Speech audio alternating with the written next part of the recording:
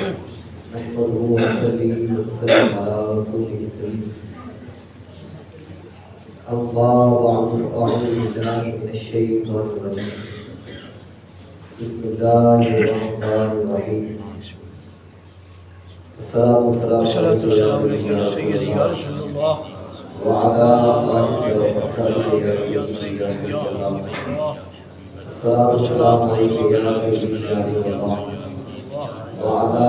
آلك وصحبه يا سيدي يا رسول الله حمد و صلاة کے بعد معزز و محترم حافظ صاحب رب الجلال کی فضل و توفیق سے پیارے آقا مولا صلی اللہ علیہ وسلم کی نثار عنایت سے ہم سب کو نماز فجر کی ادائیگی کے بعد درس صراط مستقیم میں حاضری کی سعادت حاصل ہو رہی ہے۔ دعا ہے رب الجلال ہماری حاضری اپنی بارگاہ میں قبول فرمائے اور قرآن و سنت کی روشنی میں جو ہم سنے اس پہ عمل کرنے کی توفیق ہمارے پیارے آقا مولا صلی اللہ علیہ وسلم کی یہ شان ہے، آپ نے زندگی کے ہر شعبے میں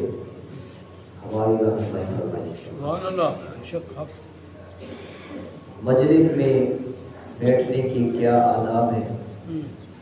اور اہل مجلس کے ساتھ ہمارا انداز اور طریقہ کار کیا ہونا چاہیے، اس بارے میں پیارے آقا مولا صلی اللہ علیہ وسلم نے ہمیں جو رہنمائی عطا فرمائی وہ آج ہم بیان کریں گے۔ سب سے پہلے پیارے آقا مولا صلی اللہ علیہ وسلم کا یہ فرمان فرما لیں کہ بندہ مومن کو کیسی مجلس میں بیٹھنا چاہیے اور کیسی مجلس میں نہیں بیٹھنا چاہیے، کس مجلس میں جانا چاہیے کس مجلس میں نہیں جانا چاہیے۔ سب سے پہلے یہ فیصلہ ہونا چاہیے کہ میں نے کس مجلس میں جانا ہے کس مجلس میں میں نے نہیں جانا۔ حضرت ابو موسیٰ اشعری رضی اللہ تعالیٰ عنہ روایت کرتے ہیں کہ پیارے آقا مولا صلی اللہ علیہ وسلم نے ارشاد فرمایا کہ نیک اور اچھے دوست اور برے دوست کی مثال کفتوری اٹھانے والے اور لکڑیاں جلانے والے کی طرح ہے۔ نیک اور اچھا دوست ایسے ہے جیسے کفتوری والا، اور برا دوست ایسے ہے جیسے لکڑیوں سے آگ جلانے والا۔ محبوب کریم علیہ الصلوۃ والتسلیم نے ارشاد فرمایا فحامل المسک، وہ جو کفتوری اٹھانے والا ہے، اگر تو اس کے پاس جائے گا جس کے پاس کفتوری ہے خوشبو ہے، اگر تو اس کے پاس جائے گا وہ تیرا دوست ہے، ممکن ہے وہ تجھے خوشبو تحفے میں دے، وہ تجھے خوشبو تحفے میں دے، اور ہو سکتا ہے کہ وہ تحفے میں نہ دے لیکن تمہارے پاس طاقت ہو، شوق ہو، استطاعت ہو تو اس سے خرید لو، یا وہ تمہیں تحفے میں دے دے گا یا تم اسے، اس کے پاس ہے ہی خوشبو تو خوشبو خریدیں گے، تم خوشبو خرید لو گے۔ اور اگر بالفرض اس نے تحفے میں بھی نہیں دی اور تم نے اس سے خوشبو خریدی بھی نہیں تو پھر بھی جتنی دیر اس کے پاس رہو گے اتنی دیر خوشبو آتی ہے، اتنی دیر خوشبو آتی رہے۔ اور جو لکڑیاں جلانے والا ہے، آگ جلانے والا ہے، فرمایا کہ اگر اس کے پاس بیٹھو گے تو یا تو وہ آگ تمہارے کپڑے جلا دے گی، اور اگر کپڑے جلنے سے تم نے اپنے آپ کو بچا بھی لیا تو اس کا آگ کا دھواں اور اس کی سمیل وہ تمہیں ضرور پہنچے۔ کتنی پیاری مثال دے کر پیارے آقا مولا صلی اللہ علیہ وسلم نے عام سے عام بندے تک بھی پیغام پہنچا دیا اور اسے سمجھا دیا کہ بندے کو کیسے لوگوں کی صحبت اختیار کرنی چاہیے، کیسے لوگوں سے محبت کرنی چاہیے، کیسے لوگوں سے بچنا چاہیے۔ نیک لوگ، متقی لوگ، پرہیزگار لوگ، ان کے پاس جب بھی بیٹھیں گے تو نیکی کی دعوت ملے گی، جب بھی بیٹھیں گے نیکی کا کام کرنے کی توفیق ملے گی، اور سب سے بڑھ کر جب نیک لوگوں کی مجلس میں بندہ بیٹھتا ہے، نیک لوگوں کے پاس جاتا ہے، ان کی صحبت میں بیٹھتا ہے، تو نیک عمل کرنا ہی آسان ہو جاتا ہے، نیک عمل کرنا مشکل ہی نہیں رہتا۔ اس کے بعد اگر برے لوگوں کی مجالس میں بندہ جائے تو پھر برائی سے اپنے آپ کو بچانا مشکل ہو جاتا ہے، اور اگر بندہ یہ سمجھے کہ نہیں وہ اپنا کام کر رہے ہیں، میں اپنے آپ کو بڑا بچا لوں گا، بالآخر صحبت کا اثر تو ہوتا ہے۔ صحبت سال ترا سال کنت، صحبت تال ترا تال کنت۔ نیک لوگوں کی صحبت یہ سب سے آسان حل ہے، سب سے آسان طریقہ ہے۔ اگر کوئی نیک بننا چاہتا ہے تو وہ نیک لوگوں کی صحبت اختیار کرے، وہ نیک لوگوں کی مجالس میں جائے، اور جو نیک لوگوں کی مجالس میں نہیں جاتا، برے لوگوں کی صحبت میں بیٹھتا ہے، وہ اپنے آپ کو جتنا مرضی بچا لے وہ برائی سے نہیں بچ سکتا، وہ برائی سے محفوظ نہیں ہو سکتا۔ آپ کسی نمازی کے ساتھ دوستی لگائیں گے تو نمازی بن جائیں گے، آپ کسی ایسے بندے کے ساتھ دوستی لگائیں گے جو مسجد سے محبت کرتا ہے، وہ آپ کو پکڑ کے مسجد میں لے جائے، اور اگر کسی غلط بندے کے ساتھ تعلق قائم کر دیا، وہ جدھر خود جاتا ہے ادھر تمہیں بھی لے جائے گا۔ بندہ ہزار کوشش کر لے، کبھی نہ کبھی تو پھر مجبوراً ساتھ جانا ہی پڑ جاتا ہے، پھر آہستہ آہستہ شیطان بھی ساتھ لگ جاتا ہے اور بندے کو گمراہ کر دیتا ہے۔ اس لیے سب سے پہلے تو بندے کا یہ فیصلہ ہونا چاہیے اور یہ انتخاب ہونا چاہیے کہ میں جب کسی کے پاس جا رہا ہوں تو جس کے پاس جا رہا ہوں وہ ہے کیسا۔ اگر وہ نمازی ہے،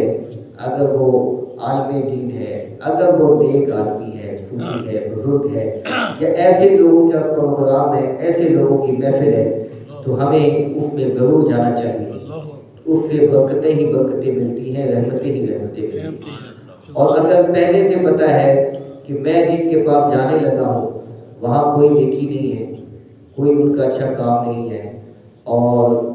وہاں مجھے بھی ان کے ساتھ ان کے کاموں میں غلط باتوں میں شریک ہونا پڑے گا،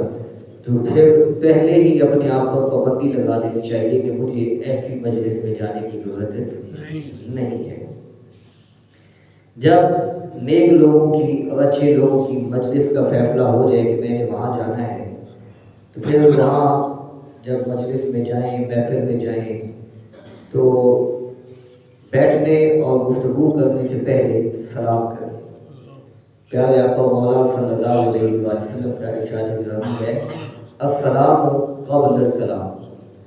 گفتگو شروع کرنے سے پہلے سلام کرو۔ لیکن اس کے بارے میں بھی مکمل معلومات ہونی چاہیے کہ کب سلام کرنا ہے اور کب سلام نہیں کرنا، یا سلام کرنا ہے تو کیسے کرنا ہے۔ مثال کے طور پر جب ہم مسجد میں آئیں، اذان ہو چکی ہے، لوگ اذان کے بعد سنتیں ادا کر رہے ہیں، کوئی قرآن پاک کی تلاوت کر رہا ہے، کوئی تسبیح پکڑ کے یا ویسے ذکر کر رہا ہے۔ ظاہر بات ہے جو مسجد میں بیٹھا ہے وہ فارغ تو نہیں بیٹھتا، یا وہ ذکر کر رہا ہے، یا قرآن کی تلاوت کر رہا ہے، یا وہ سنتیں ادا کر رہا ہے، تو ایسے موقع پر بلند آواز سے سلام کرنے کی اجازت نہیں ہے، بلند آواز سے سلام کرنے کی اجازت نہیں ہے۔ کتنے لوگ ہیں ایسے جو جب مسجد میں آتے ہیں دروازے پر پائے جاتے ہیں، بلند آواز سے سلام کر کے وہ یہ سمجھتے ہیں کہ شاید ہم کوئی نیکی کا کام کر رہے ہیں، اور جو بغیر سلام کیے آ جائے وہ کہتے ہیں یہ کتنا عجیب ہے، ساڑھا مولوی سلام نہیں کر رہا، چپ کر کے آگے بیٹھ جائے۔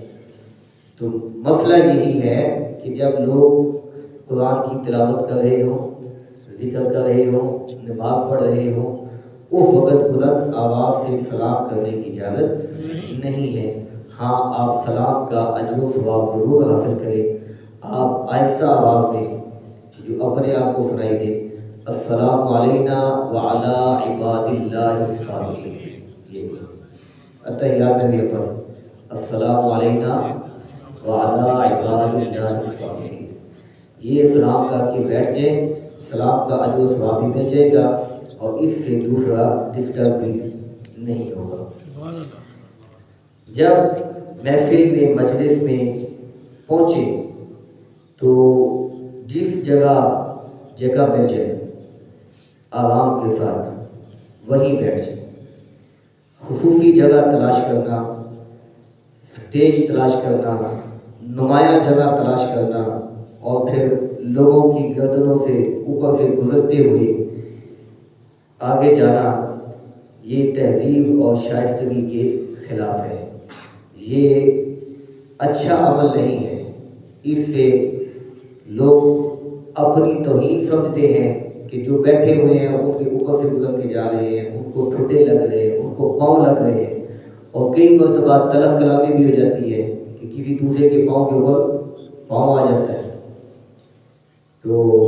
حضرت جابر بن سمرہ رضی اللہ تعالیٰ عنہ بیان کرتے ہیں کہ جب پیارے آقا مولا صلی اللہ علیہ وسلم کی خدمت میں حاضر ہوتے، جلس احدنا حیث انتہا، جہاں جس کو جگہ ملتی وہ وہیں بیٹھ جاتا۔ تو ہمیں ایک خواہش ہوتی ہے کہ میں اسٹیج پر جاؤں، میں نمایاں جگہ پہ جاؤں، پتہ چلے کہ فلاں صاحب بھی تشریف لے آئے۔ ہاں، جو خصوصی طور پر بلائے ہوئے مہمان گئے ہیں، جن کو بیان کرنے کے لیے بلایا گیا ہے، جن کو نعت شریف پڑھنے کے لیے بلایا گیا ہے یا تلاوت کے لیے بلایا گیا ہے، اب ان کو آگے لانا یہ تو مجبوری ہے۔ ان کے لیے پہلے ہی سے کوئی راستہ منتخب ہونا چاہیے اور اس جگہ کو خالی چھوڑ دینا چاہیے تاکہ وہ بھی کسی کو تکلیف پہنچائے بغیر اپنی جگہ پر پہنچ جائے۔ اور محافل کے لحاظ سے میں یہ بھی ضروری سمجھتا ہوں کہ کسی محفل میں یا مجلس میں جائیں، اس میں جب قرآن پاک کی تلاوت ہو رہی ہے، نعت شریف پڑھی جا رہی ہے، حدیث پاک پڑھی جا رہی ہے، پھر اس موقع پر کوئی بھی آ جائے تو قرآن کی تلاوت کا ادب کرنا چاہیے۔ ہمارے ہاں لوگ اتنے جذباتی ہو جاتے ہیں کہ قاری صاحب قرآن پاک کی تلاوت کر رہے ہوتے ہیں اور اوپر سے خطیب صاحب آ گئے، پیر صاحب آ گئے، تو تلاوت سنی کر دی اور نعرے لگانے شروع کر، استقبال شروع کر، پیر صاحب کے نعرے لگانے شروع کر۔ پیر صاحب کو جتنی عزتیں احترام ملی ہیں وہ قرآن کے صدقے ملی۔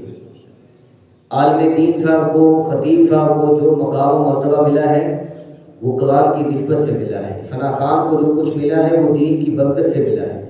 تو قرآن کا ادب یہ تو لازم اور ضروری ہے۔ اب کہاں ایک طرف اللہ کا کلام پڑھا جا رہا ہے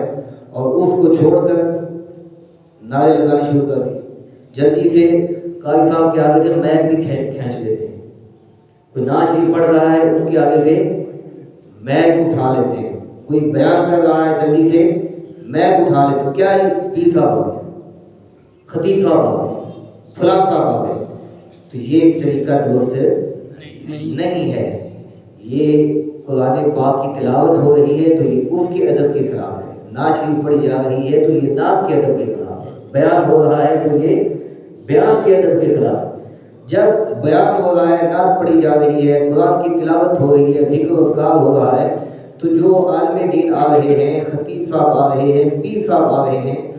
ان کے لیے آرام سے اپنے مسند تک، اپنے مقام تک پہنچ جانا اور وہاں تشریف رکھنا، یہی بہت بڑی بات ہے۔ بس اس لیے ہمیں ایسی باتوں پہ پرہیز کرنی چاہیے اور جو اس طرح کا عمل کرے ہمیں اسے سمجھانا چاہیے۔ بھئی قرآن پاک کی تلاوت ہو رہی ہے، نعرے مت لگاؤ، نعت شریف پڑھی جا رہی ہے، آپ نعت شریف چھوڑ کر، یعنی ایک نعت خواں جب واپس تشریف لے جاتے ہیں یا عالم دین واپس تشریف لے جاتے ہیں تو ساری مجلس چھوڑ کر ہم ان کے پیچھے لگ جاتے ہیں، یہ ہم بھی سلام لے لیں، ہم بھی مل لیں، تو ٹھیک ہے ان کی زیارت ہو گئی ہے، ان کا دیدار ہو گیا ہے، ان سے نعت شریف سن لی ہے، ان سے دعا کروا لی ہے، ٹھیک ہے، پوری محفل کو گڑبڑ کر دیتے ہیں، ساری مجلس میں مسجد میں ادب و احترام نہیں، افراتفری مچا دیتے ہیں۔ تو یہ کوئی مناسب اور اچھا طریقہ نہیں ہے، یہ عام مجلس کے بھی ادب کے خلاف ہے۔ چہ جائے کہ میلاد شریف کی محفل ہو رہی ہے یا کوئی اس طرح ثناخوانی ہو رہی ہے، کوئی اس طرح کا دینی پروگرام ہو رہا ہے، چہ جائے کہ اس میں اس طرح کی افراتفری مچائی جائے، عام کسی جگہ پہ بھی اس طرح کی افراتفری نہیں ہونی چاہیے۔ ہماری ایک طرف عقیدت اتنی ہوتی ہے کہ ہم کہتے ہیں کہ نہیں اسلام لازمی لینا ہے، ملنا لازمی ہے، اور دوسری طرف دشمنی اتنی کر رہے ہوتے ہیں کہ پیر صاحب کو بھی دھکے دیتے ہیں، پیر صاحب کو بھی ٹھوڈے مار رہے ہیں، عالم دین صاحب کو بھی درمیان میں رش میں دبا رہے ہیں، دھکم پیل کر رہے ہیں۔ تو یہ کوئی محبت کا انداز تو نہیں۔ اگر آپ محبت کرتے ہیں تو آپ ان کو تکلیف سے بچائیں، آپ ان کو رش سے بچائیں، آپ ان کو دھکم پیل سے بچائیں۔ آپ کا کام ہے ان کے لیے راستہ خالی کریں، چہ جائے کہ سارا راستہ ہو کر اوپر ادھر ادھر سے کیا جی پیر صاحب کو ہاتھ لگا لیں، سلام لے لیں، خطیب صاحب کو مل لیں، تو یہ محفل کے آداب کے خلاف ہے۔ وہ تشریف لائے ہیں، تشریف لے جا رہے ہیں، آپ رسول اللہ صلی اللہ علیہ وسلم کی مجلس میں بیٹھے، آپ اللہ کے گھر میں بیٹھے، آپ آرام سے بیٹھ کر اپنی محفل کو جاری رکھیں اور ان کو آنے دیں، ان کو جانے دیں۔ اگر زیادہ محبت ہے، زیادہ شوق ہے تو وہ اسی زمین پہ رہتے ہیں، وہ آسمانوں پہ نہیں رہتے ہیں، زمین پہ ہی رہتے ہیں۔ جب کبھی موقع ملے وہاں تشریف لے جائیں، ملاقات کا ٹائم دیں، اچھے طریقے سے ملیں، دعا سلام کریں، دعا کروائیں، برکتیں حاصل کریں، لیکن اس شارٹ ٹائم میں اس طرح کی گڑبڑ نہیں کرنی چاہیے۔ حضرت پیچھے جگہ ہونے کے باوجود، ساری جگہ ہونے کے باوجود ہم رستے میں بیٹھ جاتے ہیں، آگے بہت ساری جگہ۔ یہ بھی انشاءاللہ میں ابھی بتاتا ہوں کہ مجالس میں، محافل میں عام طور پر یہ اعلان بھی کیا جاتا ہے کہ دوست احباب آگے آگے تشریف لے آئیں، تو کئی دوست احباب وہ سمجھتے ہیں کہ ہمیں آواز آ رہی ہے، آپ پیچھے بیٹھے ہمیں تو محفل ہی سنیے نا، نعت شریف سنیے، بیان ہی سننا ہے، تو ٹھیک ہے ہمیں آواز آ رہی ہے۔ وہ اپنی ٹیک بھی نہیں چھوڑتے، دیوار کے ساتھ ٹیک لگائی ہوئی ہے، پیچھے بیٹھے ہوئے ہیں، وہ کہتے ہیں بس ٹھیک ہے جی ہمیں آواز آ رہی ہے۔ تو آواز آپ کو ضرور آ رہی ہے، لیکن جو بعد میں آئے گا وہ آپ کے اوپر سے گزر کے آئے گا، جو بعد میں آئے گا وہ ظاہر بات ہے جب آپ پیچھے بیٹھے ہیں تو اس نے آگے ہی جانا ہے، اس کا ٹھڈا لگے گا، یا اس کو تکلیف پہنچے گی یا آپ کو تکلیف پہنچے گی۔ تو ویسے بھی جو علمی مجالس ہیں، پروگرام ہیں، ان کے لیے ہلکا بنا کر بیٹھنا یہ صحابہ کرام کی سنت ہے، ہلکا بنا کر۔ یہ اسپیکر کی ایجاد تو بعد میں ہوئی ہے، ہم سمجھتے ہیں ٹھیک ہے جی ہم مسجد سے باہر بھی بیٹھے تو ہمیں آواز آ جاتی۔ اب تو کئی لوگ مسجد میں آنا نہیں پسند کرتے، وہ بار بار میرے ساتھ انتظامیہ کے ساتھ یہ مطالبہ کرتے ہیں کہ گلی چیز سب اسپیکر لگا دو یا چوک سے 2 اسپیکر لگا دو، مطالبہ کر رہے ہیں بار یہ ماہ رمضان میں 3-4 بار اس پر مطالبہ ہو چکا ہے کہ اس چوک پر 2 اسپیکر لگوا دیں۔ کبھی کہتے ہیں ہمیں اعلان کی سمجھ نہیں آتی، کبھی کہتے ہیں مسجد میں بیان ہوتا ہے تو ہمیں سمجھ نہیں آتی، کبھی کہتے ہیں نماز بھی ہو تو چلو ہمیں ادھر پتہ چلے کہ مسجد میں نماز ہو گئی۔ اس طرح کے مطالبے کریں جی ہم سے فنڈ لے لیں، 2000 میرا پاؤ اسپیکر لگا، 2000 میں اسپیکر لگتا ہے بھائی آپ مسجد میں تشریف لے آئیں۔ مسجد الحمدللہ اللہ تعالیٰ کے فضل و کرم سے 3 منزلہ مسجد بنی ہے، کھلی مسجد ہے، یہاں تشریف لے آئیں، آگے آنے کی کوشش کریں، نہ یہ کہ چوکوں پہ اسپیکر لگوا کے ادھر بیٹھ کے کہیں ہم ادھر بیٹھ کے سنیں۔ تو ٹھیک ہے اسپیکر کی آواز دور دور تک جاتی ہے، لیکن مجلس و محفل کے آداب کیا ہیں کہ مل کر بیٹھیں، ہلکا بنا کر بیٹھیں۔ یہ صحابہ کرام کا طریقہ اور صحابہ کرام کی سنت ہے، اور جو پہلے تشریف لائیں ان کو چاہیے کہ وہ آگے آ کے بیٹھیں تاکہ پیچھے جگہ خالی ہو اور بعد میں آنے والوں کو بیٹھنے کی جگہ مل جائے۔ اسی طرح محفل مجلس کے آداب میں سے یہ بھی ہے کہ جو شخص پہلے کسی مقام پر بیٹھا ہو اس کو اٹھا کر اس کی جگہ نہ بیٹھے۔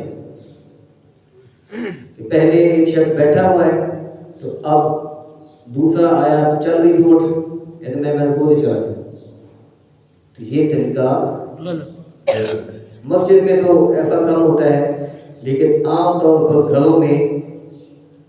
چھوٹے پروگراموں میں، یا عام طور پر جہاں 2 4 10 لوگ اکٹھے ہوتے ہیں، اب کوئی تھوڑا سا بندہ جو باہر سے آتا ہے وہ فوراً چلے بیٹا ان کو اٹھا کے آپ اس کی جگہ آپ بیٹھ جاتے ہیں۔ یہ خلاف ادب ہے،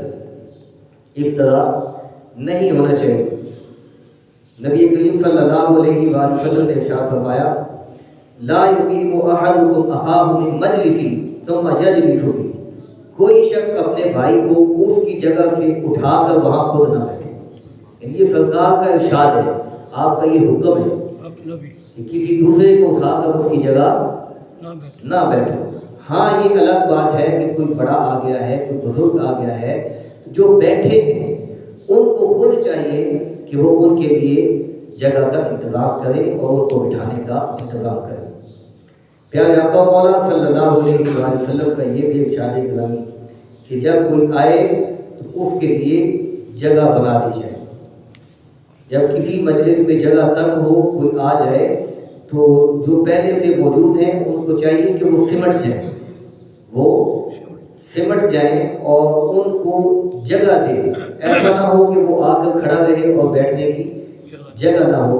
اللہ تعالیٰ نے قرآن مجید فرقان حمید میں ارشاد فرمایا اذا قیل لکم تفصحوا فی المجالس فافصحوا یفصح اللہ لکم، کہ جب تم سے کہا جائے کہ مجلسوں میں کشادگی پیدا کرو تو تم جگہ کشادہ کر دو، اللہ تعالیٰ تمہیں کشادگی عطا فرمائے گا۔ یعنی اس کی برکت سے تمہارے دلوں میں محبت پیدا ہو جائے گی، تمہارے دلوں میں ایک دوسرے کی قدر پیدا ہو جائے گی۔ تو جب مجلس میں بیٹھے ہوں کوئی دوسرا آ جائے تو یہ نہیں کہ ہمارے پاس بس کرسیاں اتنی یہاں بیٹھے ہیں، بلکہ اس کے لیے بیٹھنے کا ضرور انتظام کریں، اس کے لیے ضرور جگہ بنائیں تاکہ اس کو عزت ملے اور اس کی عزت سے تمہارے بارے میں اس کے دل میں محبت بڑھے اور آپس کے تعلقات بہتر ہو جائیں۔ اسی طرح مجلس کے آداب میں سے یہ بھی ہے کہ جب کوئی شخص ایک جگہ بیٹھا ہے اور وہ کسی مجبوری کی وجہ سے وہاں سے اٹھ کے گیا ہے تو اس کی جگہ نہیں بیٹھنا چاہیے۔ چند لوگ بیٹھے ہیں، اب اس میں سے کوئی ایک اٹھا وضو کرنے کے لیے، پانی پینے کے لیے یا کسی بھی ضروری کام کے لیے وہ اٹھ کے وہاں سے گیا ہے اور باقی دوستوں کو پتہ ہے کہ وہ ابھی 2 4 منٹ بعد 10 منٹ بعد اسے واپس آنا ہے، اب اس کی جگہ پر نہیں بیٹھنا چاہیے۔ سرکار نے فرمایا فَهُوَ أَحَقُّ بِمَجْلِسِهِ، وہ اپنی جگہ پر بیٹھنے کا زیادہ حقدار ہے، وہ اپنی جگہ پر بیٹھنے کا زیادہ حقدار ہے۔ تو کئی مرتبہ ایسا ہوتا ہے کہ مسجد میں جب لوگ نماز پڑھنے کے لیے آتے ہیں، اب وہ وضو کر کے پہلے سے آئے ہوتے ہیں، پہلی صف میں بیٹھے ہوتے ہیں، اب ان کو مجبوری بن گئی وضو کرنا ہے، وہ اپنی جگہ پہ رومال وغیرہ رکھ کے چلے جاتے ہیں۔ تو ہمیں چاہیے کہ پھر ایسے لوگوں کا خیال کیا جائے۔ اگر وہ اپنی جگہ پہ کوئی کپڑا وغیرہ رکھ کے چلے گئے ہیں تو ٹھیک ہے، ان کی جگہ کو رکھنا چاہیے کہ جب وہ واپس آئیں تو اپنی جگہ پر بیٹھ جائیں۔ اسی طرح محبوب کریم علیہ السلام و تسلیم نے مجلس کے آداب میں سے یہ بھی حکم فرمایا ہے کہ راستوں میں، چوکوں چوراہوں میں مجلسیں نہ لگائیں۔ محبوب کریم علیہ السلام و تسلیم کا ارشاد گرامی ہے کہ ایاکم والجلوس علی الطرقات، تم راستوں میں بیٹھنے سے اجتناب کرو۔ آج ہمیں ان چیزوں کا پتہ ہی نہیں ہے، جہاں 4 5 10 بندے اکٹھے ہوئے چوک میں کرسیاں لگائی اور بیٹھ گئے، لوگوں کا راستہ ہو کے بیٹھ گئے، راستے میں کھڑے ہو گئے، تو اس طرح یہ راستے کے آداب کے بھی خلاف ہے، مجلس کے آداب کے بھی خلاف ہے۔ بازار جانا ہے، کام کاج کرنا ہے، اپنا کریں۔ اگر آپ دوست و احباب کہیں بیٹھنا چاہتے ہیں تو اپنے گھر میں، بیٹھک میں یا کوئی ایسی جگہ کا انتخاب کریں جہاں لوگوں کو کسی طرح کی کوئی تکلیف نہ ہو۔ جب ہم بازاروں میں 5 5 10 10 دوست اکٹھے ہو کے کھڑے ہو کے گپ شپ لگاتے ہیں، خواتین نے گزرنا ہوتا ہے، ان کو تکلیف ہوتی ہے، مسافر وہاں سے آ جا رہے ہوتے ہیں، ان کو پریشانی ہوتی ہے، ہم تو اپنی باتوں میں مست ہوتے ہیں، پتہ ہی نہیں کہ ہم یہاں کھڑے ہو کے کیوں کھڑے ہیں اور کس لیے کھڑے ہیں۔ تو کتنے ہی نوجوان ایسے ہیں جو روزانہ کی بنیاد پر عصر ٹائم، مغرب ٹائم، عشاء ٹائم بار چوکوں پہ گروپ بنا کر کھڑے ہوتے ہیں اور راستہ انہوں نے روکا ہوتا ہے، جس کی وجہ سے لوگوں کو آنے جانے کی پریشانی ہوتی ہے۔ تو یہ راستے کا ایک حق ہے کہ راستوں پہ مجلسیں نہ لگائیں اور راستوں میں نہ بیٹھیں، اور بیٹھنے کے لیے کوئی الگ انتظام کریں۔ اسی طرح جب دو شخص آپس میں باتیں کر رہے ہوں تو ان کے درمیان میں نہیں بیٹھنا چاہیے۔ دو شخص اکٹھے بیٹھے ہیں، وہ مل کر بات کر رہے ہیں، تو اب تیسرا آیا ہے، وہ ایک کو ادھر کیا دوسرے کو ادھر کیا، درمیان میں بیٹھ کے مناسب نہیں ہے۔ ہاں اگر وہ اپنی خوشی سے خود جگہ دے دیتے، الگ الگ ہو جاتے ہیں اور جگہ دے دیتے ہیں تو یہ اچھی بات ہے۔ اسی طرح جب تین شخص بیٹھے ہوں تو دو کا آپس میں سرگوشی کرنا یہ خلاف ادب ہے اور یہ طریقہ درست نہیں ہے کہ بیٹھے تین ہیں اور دو آپس میں سرگوشی کریں تو تیسرے کو اس سے دکھ ہوتا ہے، تکلیف ہوتی ہے کہ پتہ نہیں یہ کیا بات کر رہے ہیں، کون سی بات کر رہے ہیں جو میرے خلاف ہوگی، یا کون سی ایسی بات ہے یہ مجھے اس کا اہل نہیں سمجھتے کہ مجھے پتہ چلے، مجھے انہوں نے اتنا ہی عام آدمی سمجھ لیا ہے کہ اپنی بات میں مجھے شریک نہیں کر رہے۔ تو جہاں بھی تین لوگ موجود ہوں تو وہاں دو لوگوں کو سرگوشی کرنے کی اجازت نہیں۔ ہاں اگر تین سے زیادہ ہیں، 4 5 6 8 10 بیٹھے ہیں تو پھر کوئی ان کی آپس میں بات ہو تو کر سکتے ہیں، لیکن تین ہو تو دو کو اجازت نہیں ہے کہ وہ سرگوشی کریں۔ وہ جو بات کریں تینوں کو پتہ ہونی چاہیے تاکہ تیسرے دوست کو اس سے کوئی تکلیف نہ ہو اور اس کے دل میں کسی طرح کی بھی بدگمانی نہ ہو۔ اسی طرح مجلس کے آداب میں سے یہ ہے کہ جب مجلس سے واپس جائیں اس وقت بھی سلام کریں۔ پیارے آقا مولانا صلی اللہ علیہ وسلم کا ارشاد گرامی ہے فَإِذَا أَرَادَ أَن يَقُومَ فَلْيُسَلِّمْ کہ جب تم مجلس سے اٹھنے کا ارادہ کرو تو پھر بھی سلام کرو۔ اسی طرح محبوب کریم علیہ السلام و تسلیم کے فرامین کے مطابق ایسی مجلس میں نہ بیٹھیں جہاں اسلام اور شعائر اسلام کا مذاق اڑایا جا رہا ہو، جہاں اسلام کے بارے میں اسلام کے خلاف گفتگو ہو رہی ہو، دین کے خلاف گفتگو ہو رہی ہو، نیک لوگوں کے خلاف گفتگو ہو رہی ہو، ایسے لوگوں کے پاس نہیں بیٹھنا چاہیے، ایسی مجالس میں نہیں بیٹھنا چاہیے۔ اسی طرح جب کسی بھی نیک مجلس میں بیٹھے ہیں وہاں جو بھی معاملات ہیں وہ ہو گئے تو اس کے بعد جب اٹھنے لگے تو حدیث میں ایک دعا مذکور ہے، پیارے آقا مولا صلی اللہ علیہ وسلم کے فرمان کے مطابق وہ دعا ہے سبحانک اللہم و بحمدک و اشہد ان لا الہ الا انت استغفرک و اتوب الیک۔ سبحانک اللہم و بحمدک و اشہد ان لا الہ الا انت استغفرک و اتوب الیک۔ اس کو یاد کیا جا سکتا ہے، یہ کوئی اتنی بڑی دعا نہیں ہے۔ تو محبوب کریم علیہ الصلوۃ والتسلیم کے ارشاد کے مطابق جب بندہ کسی مجلس سے یہ دعا مانگ کے اس مجلس کو ختم کرتا ہے